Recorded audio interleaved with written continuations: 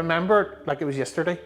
I remember going, this can't be happening, don't let this happen. I'm Graham Walsh and I'm Lynda Donaldson's partner. I'm Lynda Donaldson. We had a little coffee shop in Saintfield. I'd called in there to get something for dinner, and they were tarmacking the road that day, so the traffic was all slowed, and just as we got to the door, I felt dizzy for about 2 seconds, and I went to put my hand out to Graham to say, I don't feel well. But the words didn't come. It was only just so quick. I didn't know what had happened. I turned around, she was lying on the ground, and the next thing I knew, she wasn't breathing. So this came with no warning, had no pain. There was nothing to indicate that that was going to happen to me. Graham didn't know what to do. He wasn't trained in CPR, so he was in a panic. I shouted for help. There was a gentleman walking past. He started phoning for an ambulance.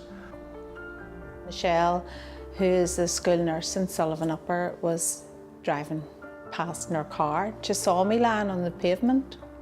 She recognised immediately that I was in trouble.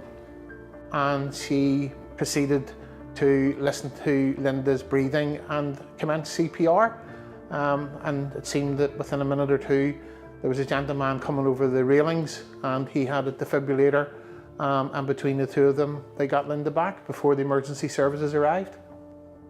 The next thing I heard was the siren of the ambulance, and I thought to myself, some poor souls in need of help, and then I realised that it was me that it was coming for. But she was lucky enough that there was the school nurse driving past, and she was lucky enough that there was a first aid trainer driving past with the defibrillator. And the right people were there at the right time and knew what to do.